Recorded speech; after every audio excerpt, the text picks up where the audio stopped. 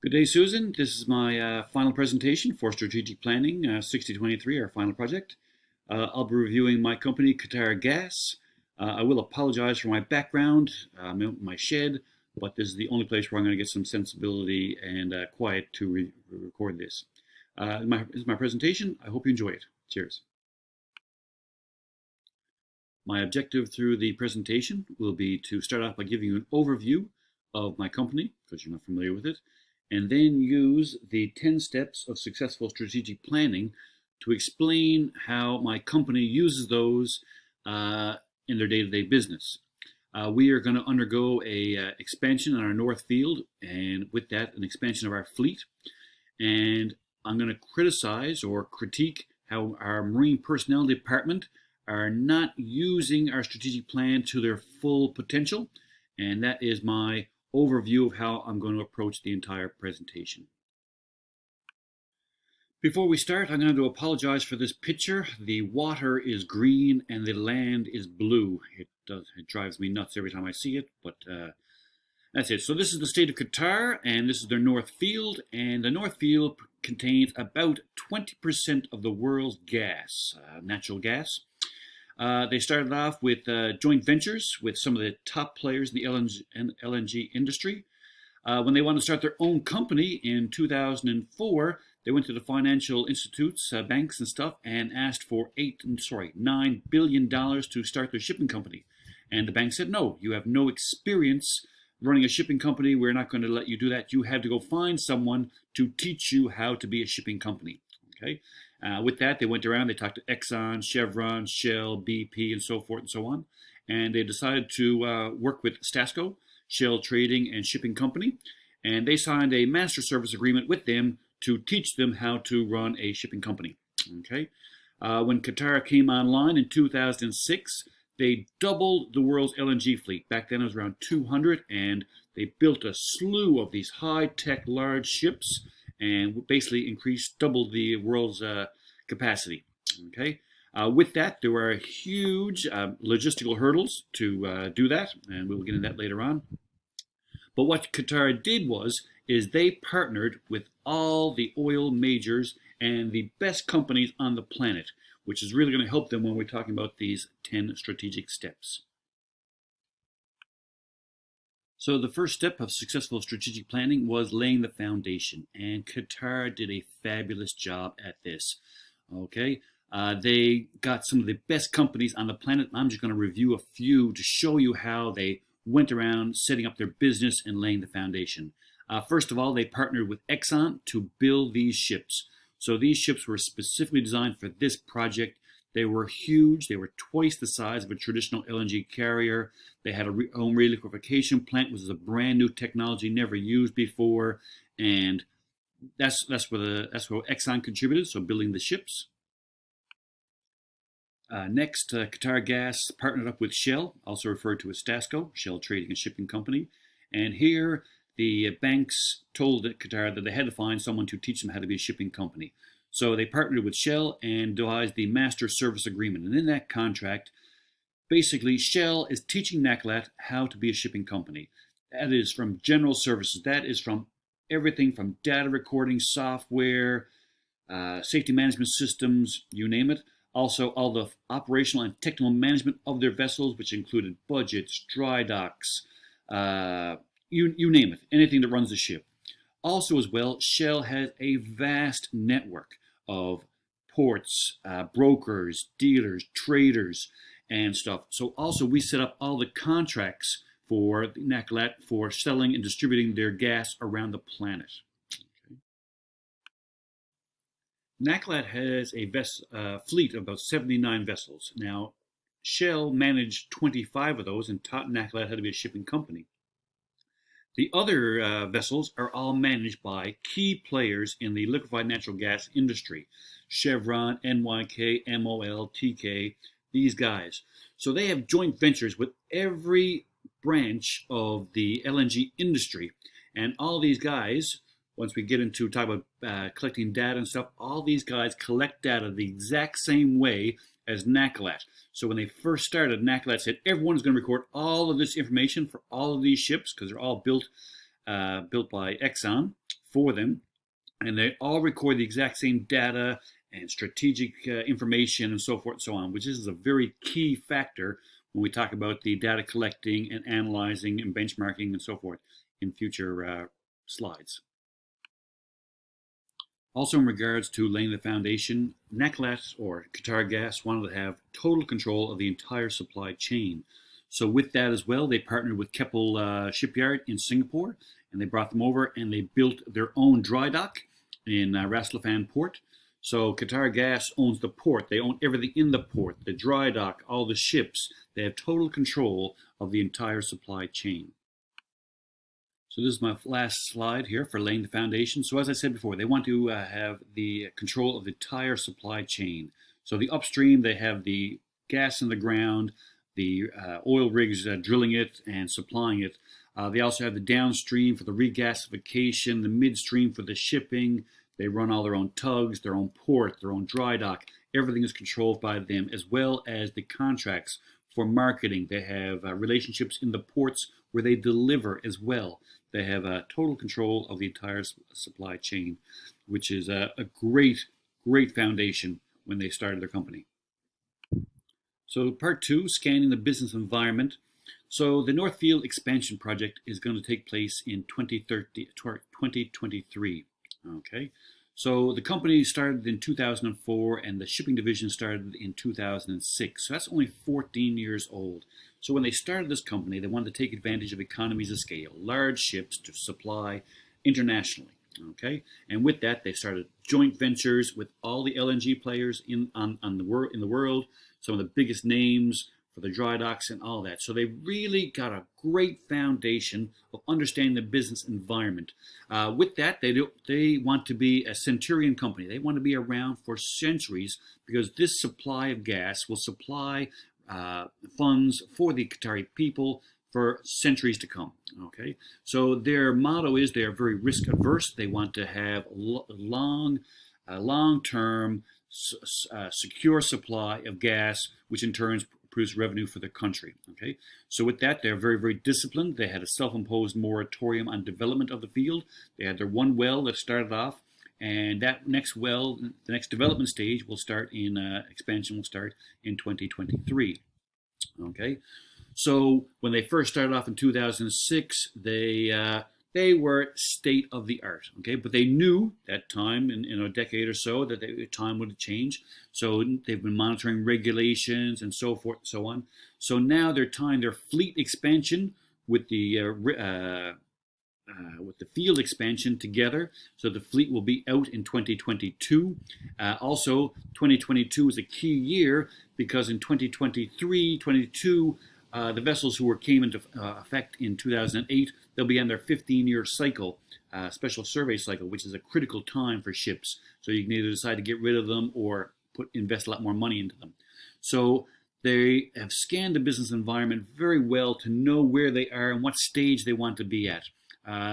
So once the financial institutions gave them the go-ahead in 2016, 2017 to say, you are mature enough now and you understand how to run a company, now this is where they've started to increase their infrastructure, develop the North Field, go into their next stage of development. So they have a really good appreciation of their business environment.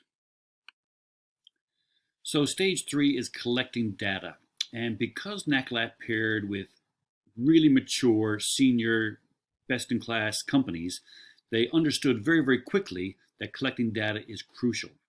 So they spent hundreds of thousands of dollars in software programs that collected data, and not only that, not just on their vessels, but on all the joint ventures. So all the ships were brand new because they're all partnered with Nakilat, and every one of them collected data. And I mean every inch, every scrap of data, down from fuel usage, safety statistics, crew tour lengths, reliability, customer feedback.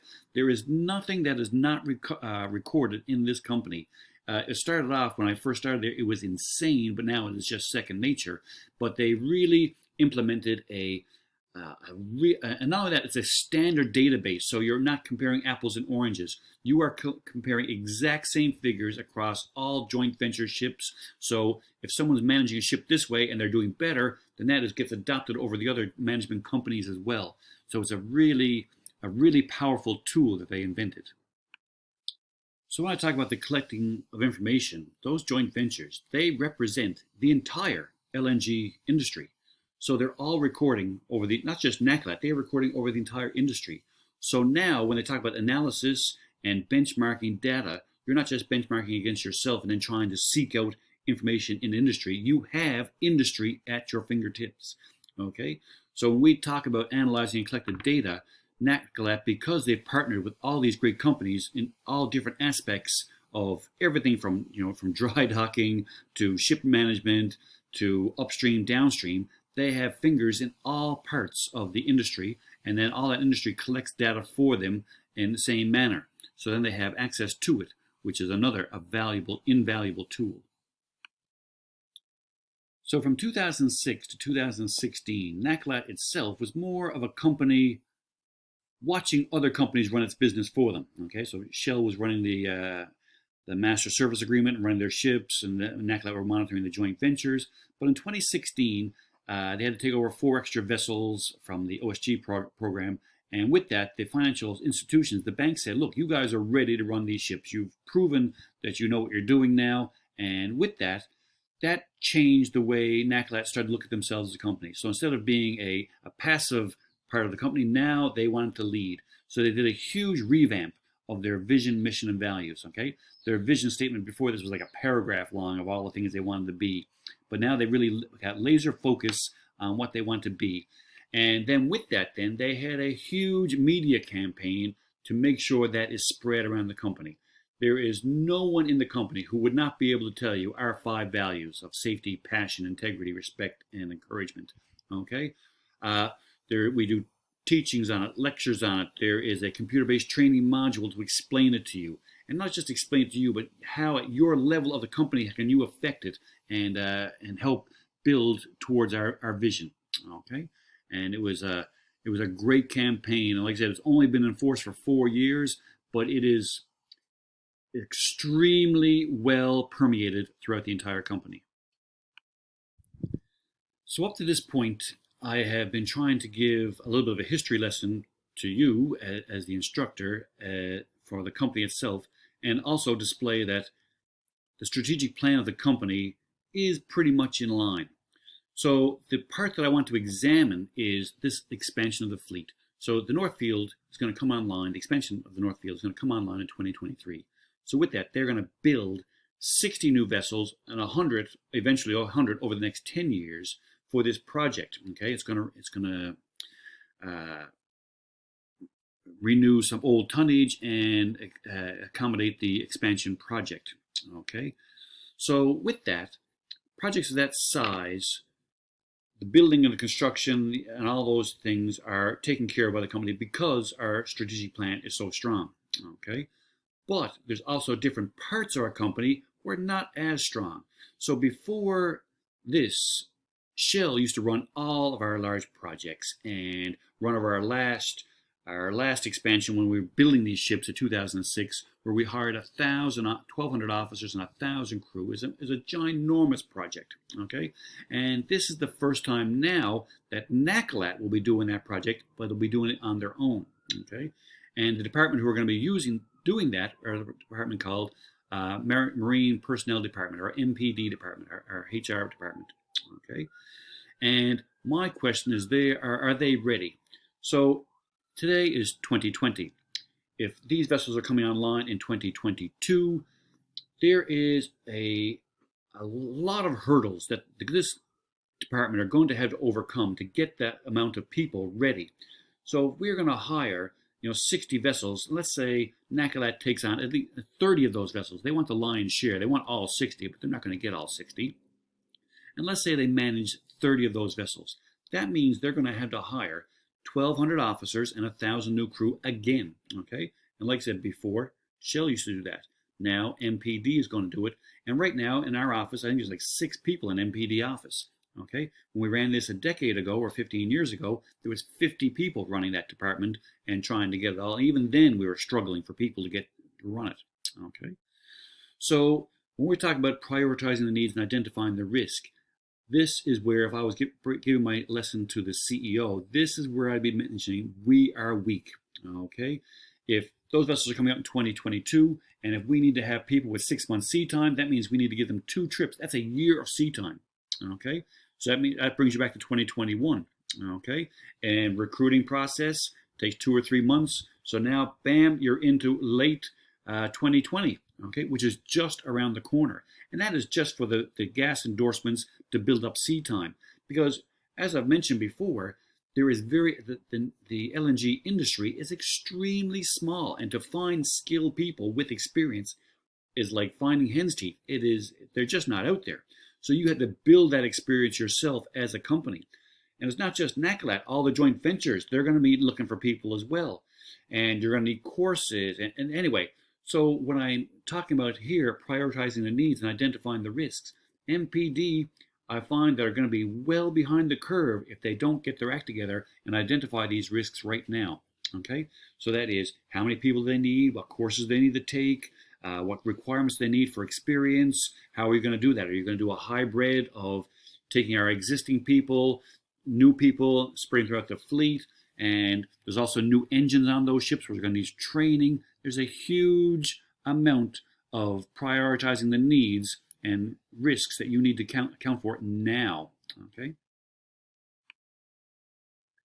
So in the prioritizing task and resources section, if you're reading the book, it says that you want a budget and you go to your management and ask for the budget, more than likely you get turned down. And I find that is not so much the case with Nakilat. If you go to them with a business case, a strong business case, and say, we need this money for this money for this money for this, and these are the reasons why. If this is not done, then this will affect that. Okay? And if you do that, a strong business case, then they will approve it and you'll get your money. And normally it all works out tickety-boo. Okay? So going on here with MPD and this expansion project and these so many officers, and when we talk about monitoring the plan a little bit later on, there is a huge scope of people and work that needs to be done to recruit this many people. And not only that, it's not just the many people itself, it's finding them and training them, because they don't exist.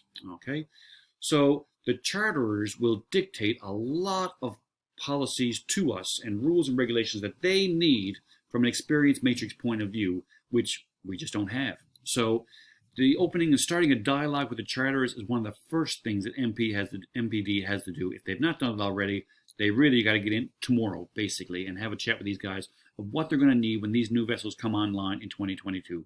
Establish those requirements, find out how are we going to meet those requirements, because some of them are going to be ridiculous requirements that are going to be outside of our purview as a business. I remember once they said in 2006, they said once all the crews are ready, they will stand by in the dry docks to monitor the ships being built, which sounds lovely, sounds like a great idea. But that was 30 vessels, 30 guys to a vessel. That was 900 staff. There was no hotels out there. Shell had to build a hotel to house our staff. So when we talk about prioritizing tasks and the resources, these types of projects, there's so many left turns and curveballs that can be thrown to you. So getting those, establishing those requirements now and devising the plan, essential, okay, to find out, because that's what's going to run your business. That's how you're going to achieve finding these guys. And right now, I don't think that is being done. Don't get me wrong, things are going to pop up, and they always do, and you just reprioritize as that challenge as it pops up. Okay. Step 9, documenting and communicating the plan. So from a strategic plan point of view, Nakilat is extremely good at this as a whole. Okay, I'll use their vision and mission and values as an example. Right, there was a media campaign, there's courses on it. It was promulgated very well. We use meetings, medias, newsletters, scorecards. They promulgate their information very well. They show you how you're benchmarking, how you're doing against other teams, so you can work on improve, and so forth and so on. So as a company, they do it quite well. But like I said, we're talking about the MPD department here now in this expansion, and so they know it's coming. All right. So they have in my paper, I'll talk about they are looking at the LPG fleet now and getting those guys to transfer to LNG so they gain experience. having some masters, second engineers and chief officers getting ready to get all their command boards done. So when these ships come, they can take command. But that is a very small fraction of the people we're going to need. And so communicating that to the fleet of where that plan is going to be coming from, or even having it written down, say, look, we need to hire people today at this, we need to do this at this critical stage, this at this critical stage. That is not being done. I know very little about what's going on with this expansion program. I've been in this company for many years now, and I have access to a lot of senior people, which I've interviewed for this paper, and still there seems to be no real plan on how we're going to man these vessels. The ship's construction, their building, their timeline and schedule, everyone knows what that is, okay? But the requirements to get on board and all that, there does not appear to be a plan in place, nor is it being communicated very well. And that's where I would suggest we look on improving at our skill level. Stage 9, maintain the plan. So Qatar's Nakilat's strengths are its recording of its data, its partnership with all of these joint ventures in industry, which allows them to benchmark not against itself, but also against industry as well. So they know exactly where they are at all times, and they can monitor that progress. When we have small changes, so we'll be benchmarking against, I don't know, another company, and they'll be doing something better than we are, then we will start a plan to reach their goals, okay? And you can find out, you'll be able to track against how we're progressing with that, and so forth and so on. So maintain the plan. We have a huge amount of software for that. It's an easy tool to do. That's why I'm criticizing here of the MPD's approach to this expansion, because it's not really in line of our systematic approach, okay? We have a software program called Shipmate, and with that, it allows you to plan these large-scale, I'll use recruitment as our example, large-scale recruitment. So if we're having a vessel being delivered in 2022, and you have talked to the charters, and you know all the requirements of A, B, and C, and D, which have to be completed before you're allowed to get on board, you plug all the variables into the program, and the program will tell you that, oh, in December of 2000, you need to hire a guy to man that ship in 2022, okay? And so because we don't have a plan, we don't have the data or the details to fill in there to extrapolate and give us the information we need to monitor that plan, it's difficult to implement and even worse to monitor, okay? So once we get the variables, we will be able to progress a lot more stronger, okay? And so maintain the plan. We do it quite well. That's why, like I said, normally we would do, but here at MPD, there's not so much a plan in place, so therefore monitoring it will be a struggle. Once we get all the data, it shouldn't be a problem. So in conclusion, Qatar Gas has laid their foundations. They've partnered with everyone in industry, from upstream and downstream. They've established a great way to collect and monitor data, and also control the way that info is distributed. They have a great media campaign, a PR department that gets that message out, and they understand their business because they have fingers in all levels of it, okay? Once they've taken over in 2016, they've really revamped and well communicated their VMV, and that has turned out very, very well for them, okay? And from a strategic plan from a company point of view, I think they do extremely well. My concern, though, is the MPD department, where this new expansion project is coming along, and these new ships and so many officers, and they're missing out some very crucial steps. Prioritizing their needs of how many people they need, course they need to do, the training requirements done, and that all has to come down with the charterers and meeting those and finding what those needs are, okay? Identifying the risks of not succeeding, which is quite large as well. Also, the tasks and the resources they're going to need to accommodate the charter's requirements and all the hurdles that they're going to have to overcome. And we have the tools to collect that data and find that information out. It's just there's no plan in place on knowing what the parameters are so that we can achieve the goal. Okay, I would like to thank you very much for your time, and really appreciate it. And cheers. Thank you very much.